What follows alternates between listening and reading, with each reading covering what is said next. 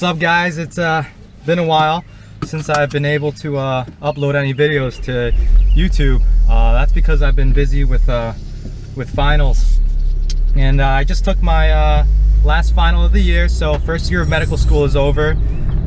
Pretty sweet. And I wish I had a better, let me turn that off. I wish I had a better topic to talk about in this second vlog in the Golf R.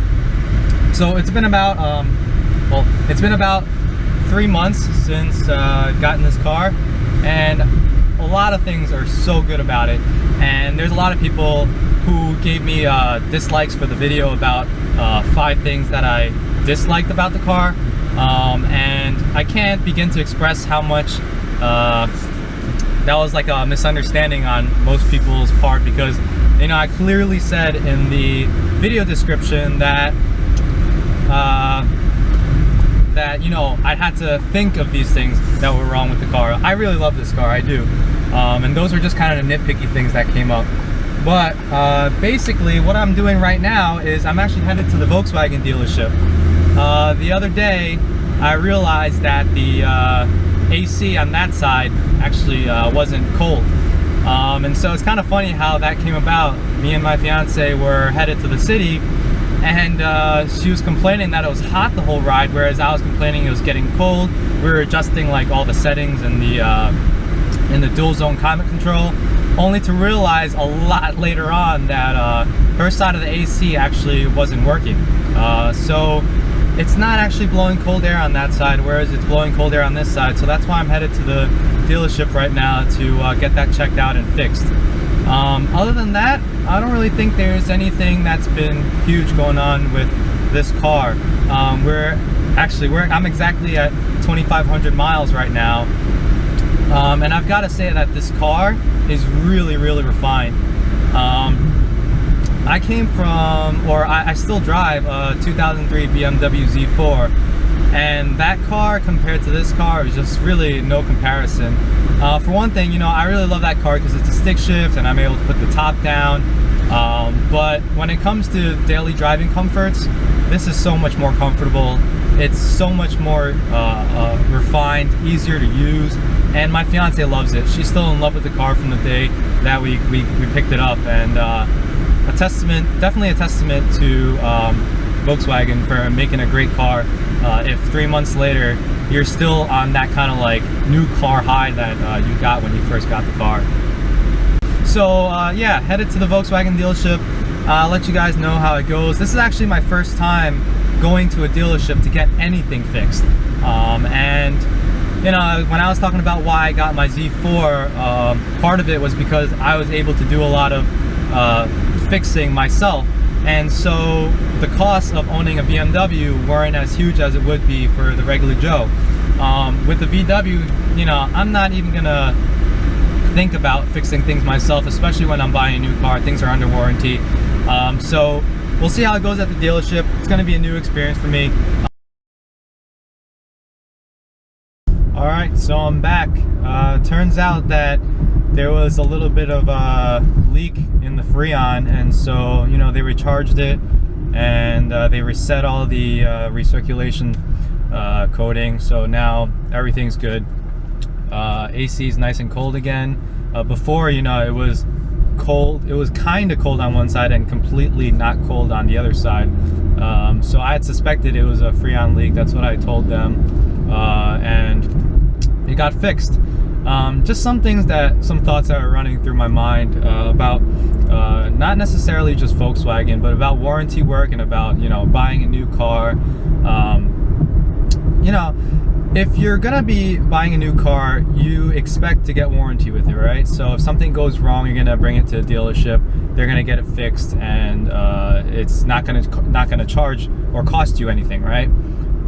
But really the issue arises when, number one, your time is worth your money, or your time is worth money. So for example, like myself being a medical student, I'm not saying, you know, my time is worth a lot of money in the sense that I would have been making money, but time is money in a sense for me because I spend a lot of my time studying.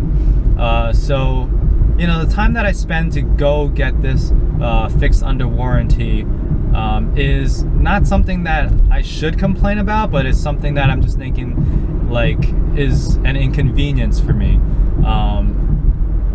And you're always going to be paying somehow, whether it's money or your time. In this case, you know, I'm grateful that there's Volkswagen warranty and that I'm not having to pay for, you know, this Freon leak and this recharge. But at the same time, you know, anytime that you play, you have to pay. And this is no exception. So essentially, you know, anytime something goes wrong with a car, it doesn't matter if it's new or old, you're spending time fixing it. And for a lot of people, time is money. Unless unless you're unemployed or you're sitting around at home all the time, your time is either spent doing something or actually making money. So either way, you know, it's just something that I've really noticed recently. It's kind of analogous to, let's say, for example, you buy a product and there's a rebate on it, and you know, let's say you have to send in a form in order to get your rebate. Yeah, that's fine and all, but you know, let's say you don't get a rebate. What do? You have to follow up on it. Then you call the support center and you're looking for the rebate. Let's say the rebate was like $10. You know, the time that you spent asking for those $10 and kind of trying to fix their wrong is already time or money spent. And so at the end of the day, I think it's important to realize that no matter what you're doing, buying new car, buying a used car, doing anything that comes that comes with money, you're gonna be paying for it in ways that you might not imagine. Yeah, so actually I have a question for you guys. For those of you who have had to go through warranty work, what was the process like? Did you have any, you know, big issues where VW wasn't going to pay for the warranty, or did you have a very fine and smooth experience going through warranty work? I'm just curious to know what the process is like, because, you know, this was my first time going through this experience, and for me, it was mildly frustrating. I'll talk about why it was mildly frustrating if you guys are curious to know in a different video. But it was mildly frustrating, and it's not something that I would want to go through. Granted, I got my problem fixed and all is good now. What's to say, you know, I was reading this thread while I was waiting on a forum about how, you know, there was a constant leak of Freon, and then, you know, it was just being recharged every like few months. This guy was going to VW under warranty to get it recharged, but you know, VW never actually found where the leak was, and they never even tried to. And so, you know, when the car ran out of warranty, this guy had to pay out of his own pocket to actually get it fixed the right way. So, you know, I hope that's not what's going to happen with this Golf R. I really hope that they found the leak and they fixed it. The guy said they did, so I'm hoping, you know, his word is true.